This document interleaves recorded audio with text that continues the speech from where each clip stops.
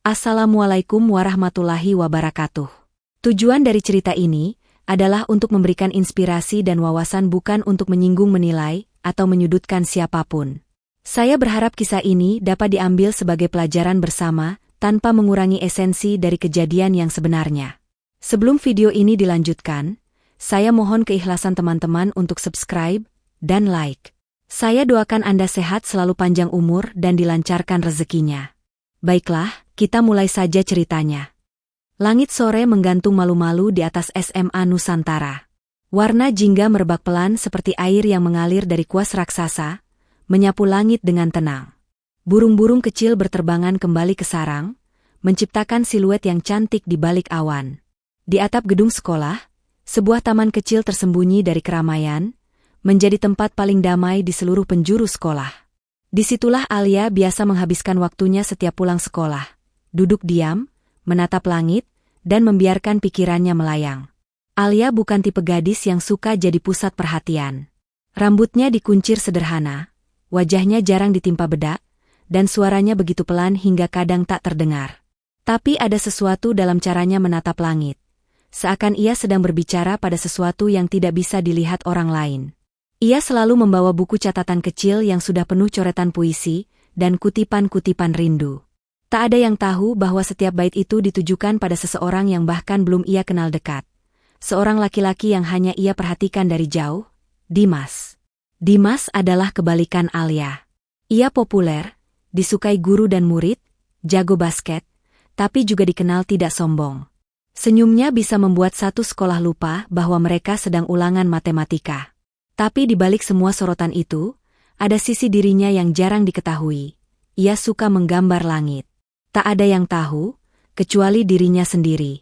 Seringkali, saat semua pulang, ia diam-diam naik ke atap, membawa sketsa kosong dan mulai menggambar awan, senja, atau bahkan bulan. Ia merasa tenang di sana, merasa dirinya bukan Dimas si populer, tapi Dimas si sepi. Sore itu, seperti takdir yang berulang, mereka kembali bertemu. Alia sedang duduk di pojok bangku taman langit, sedangkan Dimas baru saja naik tanpa sadar kalau ada orang lain. Mereka sama-sama terdiam sesaat, seperti dua orang asing yang tersesat di tempat yang seharusnya mereka jaga sendiri. "Hai," sapa Dimas dengan ragu, suaranya terdengar lebih rendah dari biasanya. Alia mengangguk pelan, tanpa kata. Ia tak ingin bicara, takut suaranya tak terdengar jelas, atau malah terdengar aneh. Tapi hatinya berdetak tak karuan. Dimas? Di taman langit? Lagi? Hari-hari berikutnya terasa aneh. Alia mulai merasa bahwa taman langit bukan lagi tempat yang sepenuhnya miliknya. Dimas kini sering muncul. Tapi anehnya, ia tidak merasa terganggu. Dimas tidak pernah mengusik. Bahkan kadang hanya duduk di ujung taman, menggambar sambil mendengarkan musik dari earphone-nya. Alia memperhatikan dari jauh. Cowok itu serius saat menggambar. Tidak seperti Dimas yang ia lihat di lapangan basket, atau di kantin saat dikelilingi teman-temannya. Yang ini, lebih sunyi, lebih dalam. Dan diam-diam, Alia merasa seperti melihat dirinya sendiri, seseorang yang bersembunyi dari dunia dan memilih bicara pada langit. Dimas pun mulai sadar bahwa Alia selalu datang lebih dulu. Dan anehnya, ia mulai menyesuaikan waktunya agar bisa datang bersamaan. Ia tak tahu kenapa, tapi kehadiran gadis itu membuat langit terasa lebih hidup. Ada kedamaian saat mereka sama-sama diam. Tidak ada tuntutan, tidak ada basa-basi. Hanya langit, angin, dan detik yang berjalan perlahan. Suatu sore, Dimas mendekat sedikit. "Kamu suka langit?" tanyanya tiba-tiba. Alia menoleh, sedikit terkejut. Tapi ia mengangguk. "Kenapa?" Ia menunduk sejenak, lalu menjawab, "Karena langit selalu ada. Walau dunia berubah." Dimas diam. Jawaban itu sederhana, tapi entah kenapa menyentuh. Ia tersenyum kecil. "Aku suka langit juga," katanya, "karena langit gak pernah marah kalau aku salah menggambarnya." Untuk pertama kalinya, Alia tertawa pelan. Suaranya lembut, seperti daun jatuh di musim kemarau. Dan Dimas merasa, ia ingin mendengarnya lagi. Minggu-minggu berlalu. Interaksi mereka tetap singkat, tapi mulai penuh makna. Dimas sesekali bertanya tentang puisi, dan Alia bertanya tentang gambar. Mereka mulai saling menunjukkan karya masing-masing. Alia menunjukkan sebaris puisi tentang awan, dan Dimas menunjukkan sketsa tentang matahari tenggelam. "Aku suka ini," ujar Alia sambil menunjuk gambar senja di pantai. "Kenapa?" "Karena ini seperti cerita yang belum selesai." Dimas menatapnya lama. Ia menyadari bahwa Alia tidak hanya melihat bentuk, tapi rasa. Ia bukan sekadar pendengar, tapi pembaca hati. Suatu hari, Dimas membawa 2 kopi kaleng dan memberikannya pada Alia. "Aku nggak tahu kamu suka kopi apa, tapi ini yang paling ringan," katanya. Alia menerimanya dengan senyum tipis. Mereka duduk berdampingan, tidak saling bicara, tapi merasa cukup. Kadang, diam adalah bahasa yang paling jujur untuk menggambarkan kenyamanan. Dari luar, tidak ada yang berubah. Dimas tetap jadi pujaan sekolah. Alia tetap menjadi gadis sunyi di kelas. Tapi bagi mereka, setiap sore di Taman Langit adalah dunia kecil yang tak bisa dijelaskan pada siapapun. Alia mulai menyimpan sketsa-sketsa Dimas dalam buku puisinya. Ia menempelkan gambar langit itu di samping bait-bait rindu yang tak pernah ia kirim. Dimas, di sisi lain, mulai menggambar langit dengan tambahan detail kecil, siluet perempuan yang duduk di ujung bangku, atau bayangan rambut yang ditiup angin. Tapi keduanya tahu, dunia mereka berbeda. Alia terlalu diam, dan Dimas terlalu terang. Mereka seperti 2 planet yang mengitari matahari yang sama, tapi jarang bersentuhan. Tapi justru disitulah keindahannya, langit yang menyatukan mereka. Tanpa mereka sadari, hari-hari itu mendekati akhir. Masa SMA tinggal beberapa bulan lagi. Sebentar lagi, mereka akan menghadapi ujian kelulusan, lalu semua akan berubah. Tapi mereka belum bicara apapun soal itu. Seolah-olah, jika mereka tidak menyebutnya, maka waktu akan berhenti. Suatu sore, Alia tidak datang. Dimas duduk sendiri di Taman Langit, menunggu sambil menatap langit kosong. Ia menggambar 1 garis lurus di kertasnya, tidak tahu apa artinya. Besoknya, Alia datang terlambat. Wajahnya lelah. "Kamu nggak apa-apa?" tanya Dimas. Alia menoleh dan hanya menjawab, "Aku capek. Tapi langit selalu bikin aku sembuh." Dimas ingin bertanya lebih jauh, tapi ia menahan diri. Ia tahu, Alia akan bercerita jika siap. Mereka duduk bersama dalam diam. Dimas menyerahkan 1 sketsa baru, gambar 2 orang duduk di bawah langit, 1 memegang buku, 1 memegang pensil. Alia melihatnya lama, sebelum berkata, "Kamu tahu, langit mungkin tidak bisa kita miliki, tapi kita bisa memilih siapa yang menemani kita saat memandangnya." Dimas mengangguk. Kata-kata itu seperti puisi yang ia tunggu sepanjang hidup. Sejak sore itu, kebersamaan mereka menjadi kebiasaan. Tak ada janji, tak ada kesepakatan, tapi setiap pukul 5 sore, mereka selalu ada di sana. Langit menjadi saksi kesunyian yang perlahan berubah menjadi kedekatan yang sulit dijelaskan. Alia mulai membuka diri sedikit demi sedikit. Suatu sore ia membacakan puisinya dengan suara pelan, malu-malu tapi penuh perasaan. "Langit tak pernah menunggu, tapi ia setia menjadi latar rindu. Seperti aku, yang tak tahu apakah kau menoleh, tapi tetap berharap kau merasa." Dimas terdiam. Jantungnya berdebar. Ia menatap Alia, yang menunduk dalam, menyembunyikan rona merah di pipinya. Ia tak tahu harus berkata apa, tapi untuk pertama kalinya ia merasa benar-benar disentuh oleh kata-kata. "Alia, kamu selalu nulis kayak gini?" tanyanya akhirnya. Alia mengangguk pelan. "Dari dulu, tapi cuma aku yang baca. Boleh aku simpan puisi itu?" Alia menoleh. Ia ragu. Tapi melihat mata Dimas yang tulus, ia menyerahkan kertas itu tanpa berkata apa-apa. Sejak hari itu, puisi itu diselipkan Dimas di buku sketsanya. Ia membaca ulang hampir setiap malam. Meski mereka sering bersama, di luar, mereka tetap seperti 2 dunia berbeda. Teman-teman Dimas tidak tahu tentang Taman Langit. Bahkan sahabat terdekatnya, Andre, hanya berpikir Dimas suka menggambar di rumah. Dimas memilih merahasiakan Alia. Bukan karena malu, tapi karena ia merasa tempat itu terlalu suci untuk dibagi, terlalu indah untuk dijamah orang lain. Sementara itu, Alia mulai menulis lebih banyak. Ia menemukan inspirasi dari setiap momen dengan Dimas. Ia masih tidak bicara banyak di kelas. Masih jadi murid yang biasa-biasa saja di mata guru, tapi di dalam hatinya, dunia sudah berubah. Ia merasa tidak lagi sendiri. Namun, seperti segala sesuatu yang indah, ada ketakutan yang selalu mengintip.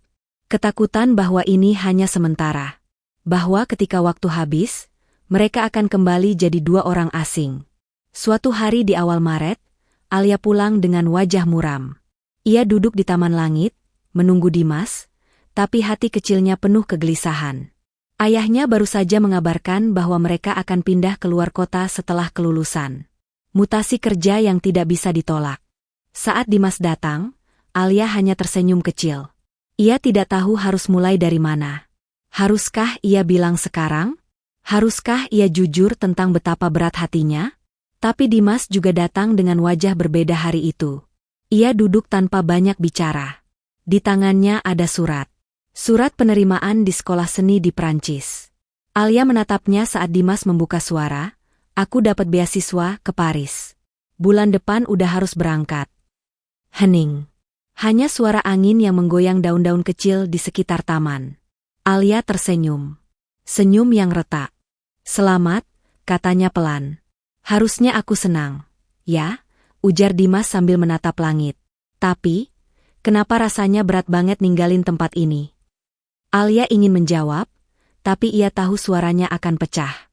Ia hanya menatap langit, mencoba menyalahkan matahari karena mulai tenggelam terlalu cepat.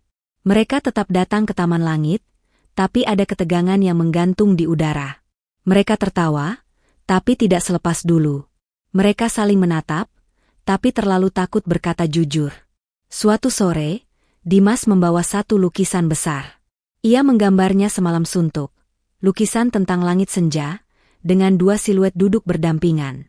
Salah satunya memegang pena, satunya memegang kuas. Ini untuk kamu, kata Dimas. Alia menatap lukisan itu lama, lalu menggeleng. Aku nggak bisa nerima. Kenapa? Karena, aku juga akan pindah.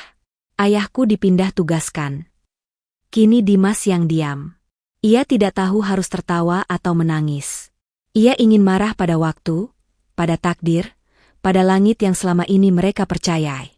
Jadi kita sama-sama pergi, tanyanya akhirnya. Alia mengangguk. Berarti kita nggak akan ketemu lagi. Alia tak menjawab. Tapi dalam hatinya, ia tahu, rindu itu akan tumbuh, dan tak akan pernah sederhana.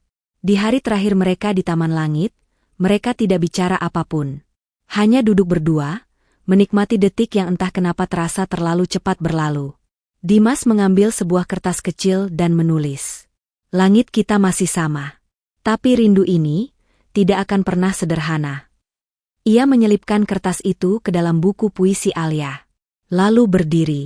Tak ada pelukan, tak ada salam perpisahan. Hanya satu tatapan panjang yang seolah menyimpan 1000 kata. Dan langit senja itu, menjadi saksi bisu bahwa cinta tak harus memiliki, cukup dipahami dan dirasakan, dalam-dalam. Sudah lebih dari 6 bulan sejak senja terakhir di Taman Langit itu. Sejak Dimas terbang ke Prancis dan Alia pindah ke kota baru yang asing. Dunia mereka berubah total, dan begitu juga kehidupan masing-masing.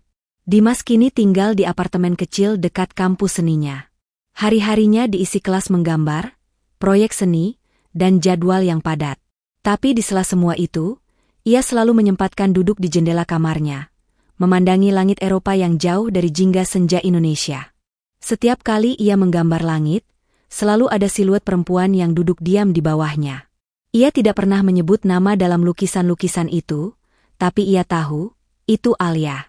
Sementara itu, Alia menjalani rutinitas barunya dengan perasaan yang sering kosong. Sekolahnya berbeda, suasananya tak sama. Tak ada Taman Langit, tak ada senja yang bisa ia bagi. Tapi setiap sore, ia tetap naik ke atap rumah, duduk diam, membawa buku puisinya, dan menatap langit. Ia tak tahu apakah Dimas sedang menatap langit yang sama, tapi ia terus menulis. Jika langit ini kau lihat juga, bisakah kau rasakan rindu yang belum selesai? Komunikasi mereka terbatas. Dimas pernah mengirim pesan di awal-awal kepindahannya. Hanya satu pesan pendek. Langitnya dingin di sini, tapi aku tetap menggambar kamu. Alia hanya membalas. Langitnya sepi di sini. Tapi aku tetap menulis tentang kamu. Setelah itu, tak ada lagi. Bukan karena mereka tidak mau, tapi karena keduanya takut. Takut kalau rindu yang terlalu nyata justru melukai. Takut kalau kata, kangen, justru membuka luka yang sulit disembuhkan. Namun rindu itu tumbuh seperti akar liar. Muncul dalam mimpi, menyusup dalam bayangan, dan hidup dalam setiap hembusan angin sore. Alia menulis satu puisi hampir setiap hari. Dimas menggambar satu langit setiap minggu. Mereka saling menyapa lewat karya, bukan suara. Di kampus seni, Dimas mulai dikenal karena lukisan-lukisan langitnya yang penuh emosi. Banyak yang mengaguminya. Salah satunya, Clara, mahasiswa seni asal Belgia yang satu kelas dengannya. Clara ceria, terbuka, dan penuh semangat. Ia sering duduk di samping Dimas saat kelas, dan mulai mendekati Dimas secara perlahan. Lukisanmu selalu bikin aku tenang, katanya suatu hari. Seperti, kamu menyembunyikan cerita yang indah di balik tiap warna. Dimas hanya tersenyum. Ia tidak pernah menceritakan tentang Alia. Tapi setiap kali Clara bertanya, siapa gadis dalam lukisanmu? Ia selalu menjawab, teman. Sementara itu, Alia juga mulai didekati oleh seseorang di sekolah barunya, Rian, ketua OSIS yang perhatian dan cerdas. Ia sering membantu Alia dalam pelajaran dan mulai menunjukkan rasa tertarik. Tapi setiap kali Alia menerima bantuannya, hatinya merasa bersalah. Karena tidak ada satupun perhatian Rian yang mampu menggantikan diamnya Dimas. Malam-malam Alia sering diisi perdebatan dalam kepala. Apakah ia harus menghubungi Dimas? Apakah ia harus menyapa lebih dulu? Tapi kemudian ia takut. Takut Dimas sudah berubah. Takut langit mereka tak lagi menyatu. Sementara itu, Dimas juga mengalami hal yang sama. Berkali-kali ia membuka aplikasi chat, menuliskan, apa kabar, lalu menghapusnya. Ia merasa pengecut. Tapi ia tidak tahu harus mulai dari mana. Clara semakin dekat. Ia mulai mengajak Dimas keluar kampus, mengenalkannya pada teman-temannya. Dimas mencoba terbuka, tapi setiap kali ia tertawa bersama Clara, ada perasaan bersalah yang mengendap. Rian pun mulai terbuka pada Alia. Ia bilang ingin mengenal Alia lebih dalam. Ia bahkan membacakan puisi Alia di sebuah acara sekolah. Semua orang kagum, tapi Alia hanya tersenyum kosong. Karena yang ia tunggu, bukan pujian. Tapi seseorang yang diam-diam menyimpan puisinya di antara halaman buku gambar. Alia mulai menulis surat untuk Dimas. Bukan untuk dikirim, tapi untuk melegakan hatinya. Dimas. Aku nggak tahu kamu masih ingat Taman Langit atau enggak. Tapi setiap sore, aku naik ke atap rumah, duduk, dan pura-pura kamu ada di sampingku. Kamu pernah bilang langit nggak marah kalau kamu salah menggambarnya. Tapi aku marah sama langit, karena ia membiarkan kita sejauh ini tanpa kejelasan. Aku rindu kamu, Dim, tapi rindu ini makin hari makin berat. Surat itu ia lipat rapi dan simpan dalam kotak kayu kecil berisi semua puisi dan gambar dari masa SMA. Ia tidak berani mengirimkannya. Dimas pun pernah menulis surat. Tapi ia melukis sebagai jawabannya. Lukisan seorang gadis berdiri sendiri, menatap langit yang penuh warna, dengan tulisan kecil di bawahnya. Aku ingin pulang. Tapi takut langit kita sudah berubah. Clara suatu hari melihat lukisan Dimas yang terbaru, kali ini tanpa siluet perempuan. Ini lukisan pertamamu tanpa dia, kata Clara. Dimas mengangguk. Aku mencoba berhenti menggambar dia. Clara tersenyum tipis. Kalau begitu, mungkin sudah waktunya kamu lukis yang baru. Clara memeluk Dimas pelan. Tidak ada penolakan dari Dimas, tapi juga tidak ada kehangatan. Ia membiarkan pelukan itu berlangsung sebentar, lalu berkata, aku belum siap. Namun momen itu terekam dalam kamera teman Clara. Tanpa sengaja, fotonya tersebar di media sosial kampus dan akhirnya sampai ke Indonesia, ke tangan seseorang yang tak seharusnya melihat. Alia. Ia hanya menatap layar ponsel itu lama. Jantungnya berdegup. Ia tahu itu Dimas. Dan gadis itu memeluknya. Ia tidak membaca konteks, tidak mendengar penjelasan. Tapi hatinya retak. Alia menutup buku puisinya malam itu. Dan untuk pertama kalinya, ia berhenti menulis. Setelah melihat foto itu, Alia menjauh dari atap rumah. Ia tidak lagi menatap langit. Ia lebih banyak diam, lebih pendiam dari biasanya. Rian mencoba menghibur, tapi Alia menutup diri. Ia tidak menjelaskan. Ia hanya merasa ditinggalkan. Di Prancis, Dimas juga berubah. Ia mulai kehilangan semangat melukis. Clara bertanya apa yang salah. Dimas hanya menggeleng. Ia belum siap menjelaskan bahwa di langit yang jauh itu, seseorang yang ia sayangi mungkin sedang patah hati karena kesalahpahaman. Waktu berjalan lambat. Dua orang yang saling mencinta, kini saling diam karena asumsi dan luka yang tidak pernah dijelaskan.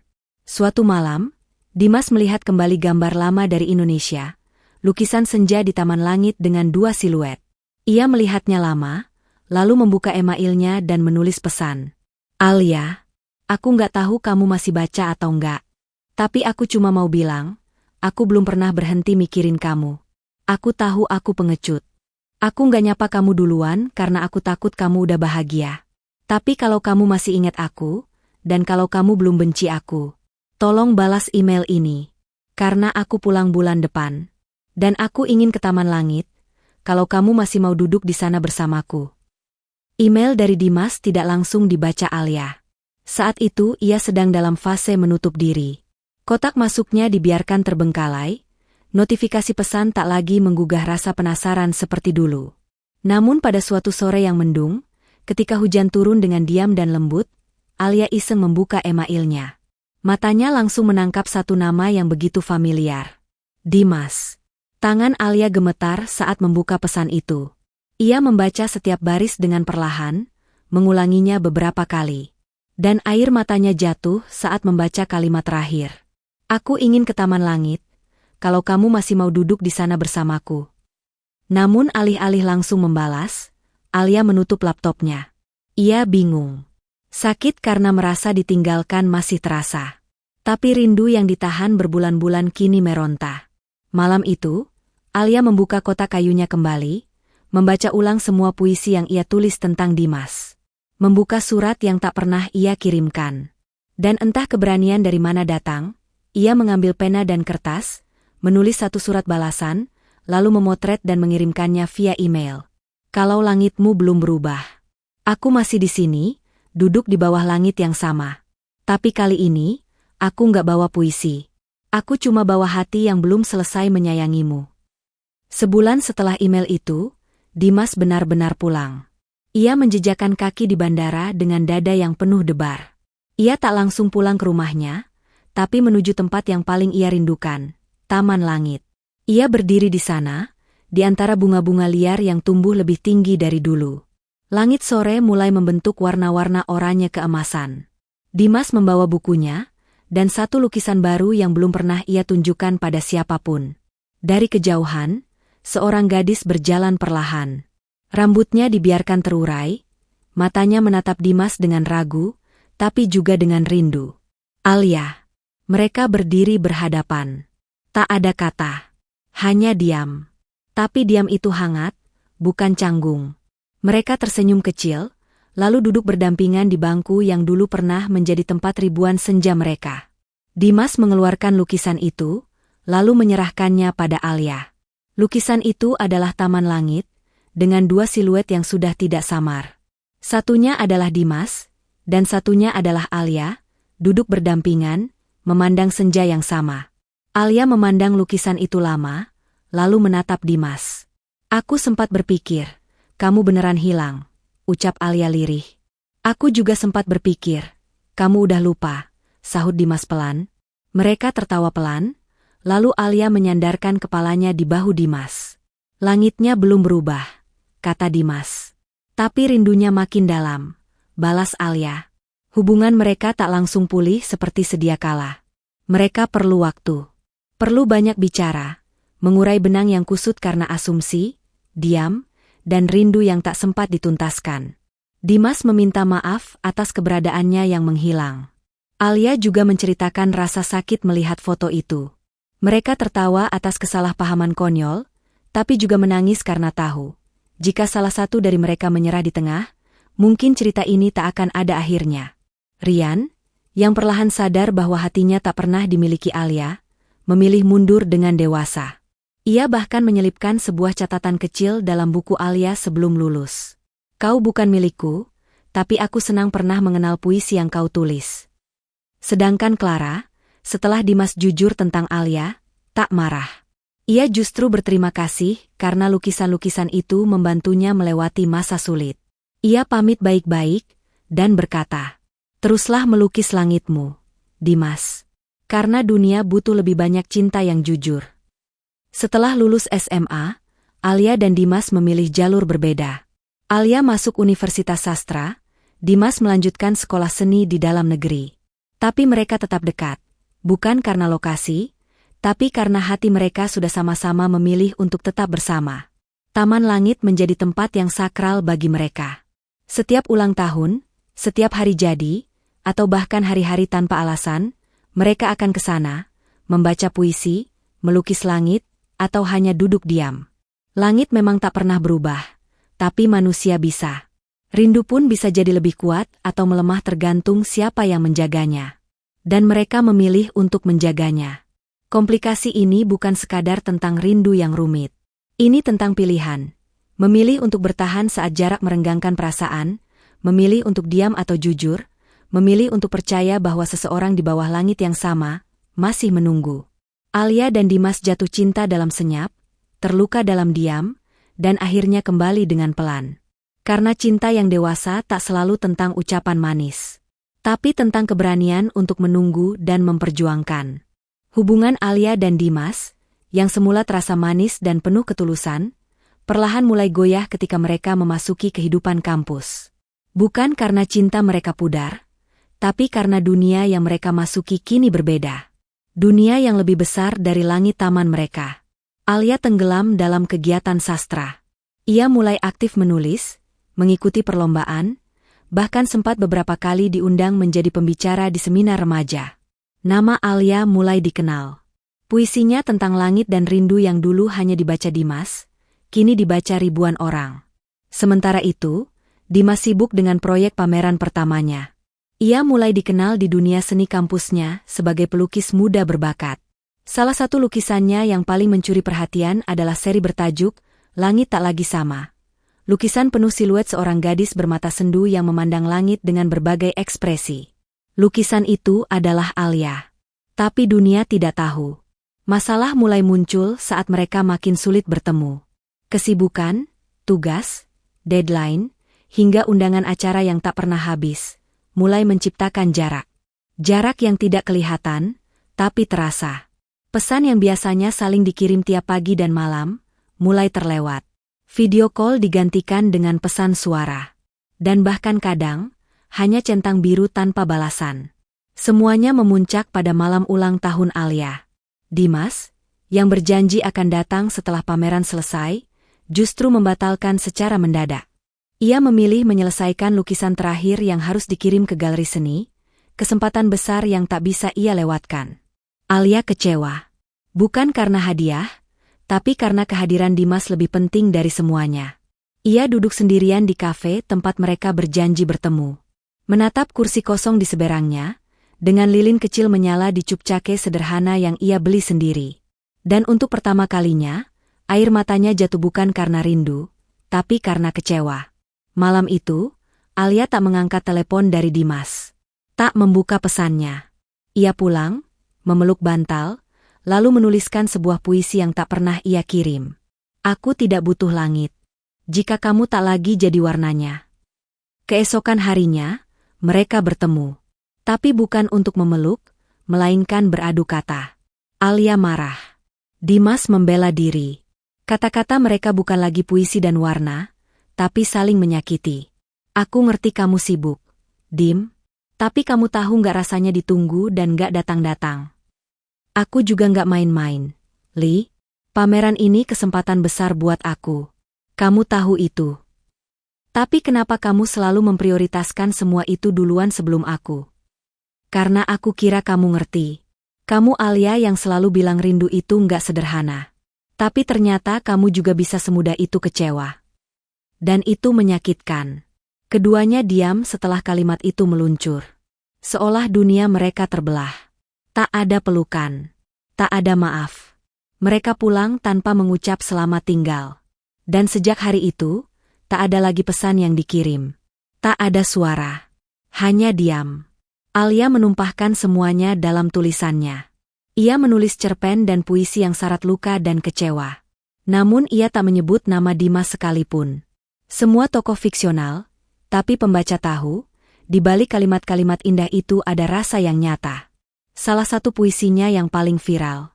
Jika kamu benar mencintaiku, kenapa rasanya aku selalu berjalan sendiri menuju langit yang katanya kita bagi berdua? Sementara Dimas melukis lebih banyak langit yang kosong. Siluet Alia mulai hilang dalam lukisan-lukisannya. Digantikan dengan awan kelabu dan bangku kosong. Dalam salah satu wawancara, ia bahkan berkata, "Terkadang, yang membuat langit kita tak lagi sama, adalah dua orang yang lupa untuk saling melihat ke atas." Publik menyukai karyanya. Tapi mereka tidak tahu, semua karya itu adalah cara Dimas memproses kehilangan. Waktu terus berjalan. 2 bulan berlalu tanpa kabar. Alia mulai mencoba melupakan. Dimas pun mencoba meyakinkan dirinya untuk melepaskan. Tapi setiap kali melihat langit, nama satu sama lain masih terlintas di hati mereka. Suatu malam, Alia berada di acara launching buku antologi puisinya. Di tengah kerumunan orang, matanya menangkap sosok yang tak asing. Dimas. Berdiri di belakang, diam, memeluk buket bunga putih. Mereka tak bicara malam itu. Hanya saling pandang. Namun dari mata Dimas, Alia tahu, rasa itu belum padam. Setelah acara usai, Dimas meletakkan bunga itu di atas meja tempat Alia biasa duduk. Di dalamnya, ada satu surat kecil bertuliskan, "Aku datang, meski kamu tak lagi menungguku." Dan lagi-lagi, malam itu, Alia menangis dalam diam. Beberapa hari kemudian, Alia menerima paket. Sebuah lukisan kecil, bukan yang dijual di pameran. Tapi satu-satunya lukisan yang tidak dipublikasikan. Taman langit, lengkap dengan bangku dan 2 siluet kecil yang duduk berdampingan. Tak ada nama pengirim. Tapi Alia tahu, itu dari Dimas. Di balik lukisan itu tertempel satu puisi. "Jika kamu masih percaya, aku ingin mencintaimu sekali lagi. Bukan sebagai 2 remaja yang masih belajar dewasa, tapi sebagai 2 hati yang tahu, rindu tidak pernah sederhana, tapi cinta tetap layak diperjuangkan." Setelah menerima lukisan itu, Alia pergi ke Taman Langit untuk pertama kalinya sejak lama. Tempat itu masih sama. Bunga-bunga liar masih tumbuh. Langit masih indah. Dan bangku itu masih ada. Ia duduk di sana, sendirian. Sampai senja datang. Dan entah takdir atau keajaiban, Dimas datang. Langkahnya pelan, matanya tak lepas dari gadis yang kini tumbuh lebih dewasa di hadapannya. "Apa aku masih boleh duduk di sini?" tanya Dimas. Alia tersenyum. "Kalau kamu masih mau berbagi langit yang sama, silakan." Dimas duduk. Tak langsung bicara. Hanya menghela napas. "Aku nggak tahu cara memperbaiki semua ini," ujarnya. "Aku juga nggak tahu," sahut Alia. "Tapi mungkin kita bisa mulai dari belajar saling mendengarkan lagi. Tanpa menyela. Tanpa menuntut." Dimas mengangguk. Lalu menggenggam tangan Alia pelan. "Aku kangen banget, Li." "Aku juga, Dim, dan aku capek menahan semuanya sendirian." Mereka saling menatap. Dan pada akhirnya, langit menjadi saksi bahwa cinta itu memang tak selalu mudah. Tapi jika sama-sama ingin berjuang, luka pun bisa jadi bagian dari cerita.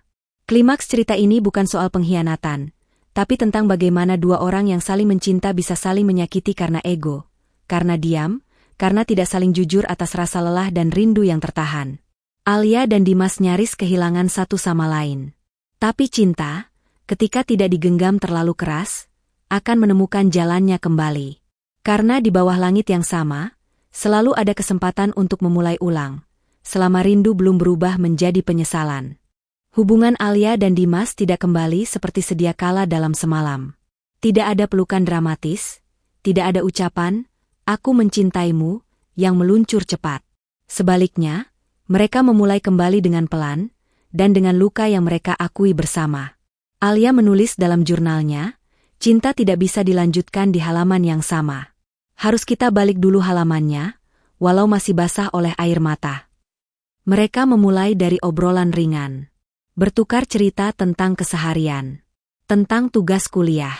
Tentang film yang baru ditonton atau kopi yang sedang hits. Tidak ada pembahasan tentang masa lalu, hanya ruang baru untuk saling hadir kembali. Dimas kembali melukis langit dengan siluet Alia di dalamnya. Namun kali ini, ia tidak menyembunyikan siapa sosok itu. Ia menulis nama Alia dengan jelas, membiarkan dunia tahu siapa sumber inspirasinya. Alia pun menulis sebuah cerpen yang ia beri judul, Langit di Matamu. Di dalamnya, ia tidak hanya menulis tentang cinta yang manis, tapi tentang kecewa yang dimaafkan, tentang luka yang tidak disembuhkan orang lain, tapi dipahami bersama. Mereka mulai saling mengingatkan, bukan saling menuntut. Dimas tak lagi lupa tanggal penting, karena ia mulai mencatat semuanya, bukan untuk kewajiban, tapi karena ia tak ingin mengecewakan lagi. Alia tak lagi diam saat kecewa. Ia bicara. Ia terbuka. Ia belajar bahwa pasangan bukan hanya tempat bersandar, tapi juga tempat berbagi luka. Mereka jadi dua pribadi yang baru. Bukan seperti saat SMA, yang hanya bermodal janji dan kerinduan. Tapi cinta yang lebih matang. Lebih sadar bahwa perasaan pun butuh komunikasi, bahwa cinta tak akan selamat jika hanya salah satu yang memeluk erat. Di setiap pertemuan mereka, Taman Langit jadi tempat istimewa. Tak perlu banyak kata. Hanya duduk berdampingan, sesekali saling pandang dan tersenyum, lalu menatap langit yang tak pernah bosan menyimpan cerita mereka. Setahun kemudian, Alia menerbitkan buku puisinya yang kedua. Kali ini, puisi-puisinya lebih dewasa, lebih dalam, dan lebih bahagia. Sampul bukunya adalah lukisan Dimas. Taman Langit dengan dua orang yang berdiri berdampingan, saling memandang, dengan langit yang tidak lagi mendung. Di bagian ucapan terima kasih, Alia menulis, "Untuk Dimas. Terima kasih sudah membiarkan aku menyimpan langitmu dalam puisiku. Dan terima kasih telah kembali, meski rindu kita pernah sesak tak terucap." Dimas pun menggelar pameran seni tunggal bertajuk, Langit Kita Sama. Ia memajang seluruh lukisan perjalanan mereka, dari yang penuh harap, hingga yang nyaris patah, hingga kembali utuh. Ia menulis di sudut pameran, cinta bukan hanya tentang warna yang serasi, tapi tentang keberanian mencampur warna-warna luka, hingga kembali menjadi langit yang utuh. Setelah lulus kuliah, mereka tidak langsung menikah. Mereka sepakat untuk membangun fondasi lebih kuat. Mereka ingin mengenal kehidupan dewasa lebih dalam, sambil tetap saling mendukung. Dimas melanjutkan studi ke luar negeri selama setahun. Tapi kali ini, Alia tidak takut. Ia percaya. Dan kepercayaan itu lahir bukan dari janji, tapi dari proses panjang yang mereka lewati bersama. Sebelum Dimas berangkat, mereka ke Taman Langit. Duduk di bangku yang sama. Kali ini Dimas membawa sebuah kotak kecil. Bukan cincin, tapi sebuah pena dan kuas. "Aku belum bisa melamarmu sekarang, Li, tapi aku ingin ini jadi janji. Pena ini buat kamu, untuk terus menulis. Dan kuas ini, buat aku, supaya nggak berhenti melukis kamu dalam langitku." Alia mengangguk. Tak perlu kata, ya, atau, tidak. Karena cinta yang dewasa tidak terburu-buru, tapi konsisten. Dimas kembali. Dan kali ini, Taman Langit disulap menjadi tempat kecil penuh lampu hias dan bunga liar. Tak ada keramaian. Hanya mereka berdua. Dan langit yang masih sama. Dimas berlutut, membuka kotak kecil yang kini benar-benar berisi cincin. "Alia, maukah kamu terus menjadi langitku? Yang sederhana, tapi penuh warna. Yang pernah kusakiti, tapi tidak pernah berhenti memaafkan." Alia mengangguk, menahan air mata. "Aku bukan langitmu, Dim. Aku hanya gadis yang tidak bisa jauh dari warnamu." Dan malam itu, dua orang yang dulu sempat hilang dalam ego, kini bersatu bukan karena tak pernah terluka, tapi karena tak pernah menyerah saling mengobati. Di suatu sore yang tenang, Alia duduk di Taman Langit dengan anak kecil di pangkuannya. Di sebelahnya, Dimas menggambar langit senja. Mereka tidak lagi remaja. Tapi cinta mereka masih seperti dulu. Tidak meledak-ledak. Tidak penuh drama. Tapi tenang. Dan setia. Alia menulis buku terakhirnya dengan judul, Langit Kita Sama, Tapi Rindu Tak Pernah Sederhana. Buku itu bukan hanya tentang perjalanan cinta mereka, tapi tentang bagaimana cinta yang besar pun bisa tumbuh dari dua hati yang pernah saling menyakiti, lalu memilih untuk tetap bersama. Dan di halaman terakhir, Alia menulis, langit tak pernah benar-benar berubah. Tapi kita, manusia di bawahnya, terus belajar untuk saling memahami, memaafkan, dan mencintai. Karena rindu itu rumit, tapi cinta, jika diperjuangkan, akan selalu menemukan jalan pulang. Cerita ini berakhir bukan di pernikahan, bukan di kebahagiaan yang instan, tapi di pilihan, dua orang yang saling mencinta, memutuskan untuk tetap bersama, setelah melalui jatuh bangun, kecewa, ego, dan sepi. Mereka tidak sempurna, tapi mereka nyata. Karena cinta, pada akhirnya, bukan tentang kata manis atau janji besar, tapi tentang siapa yang tetap tinggal, ketika semua alasan untuk pergi terasa lebih mudah. Terima kasih sudah mendengarkan cerita ini, semoga kita dapat mengambil pelajaran di dalamnya.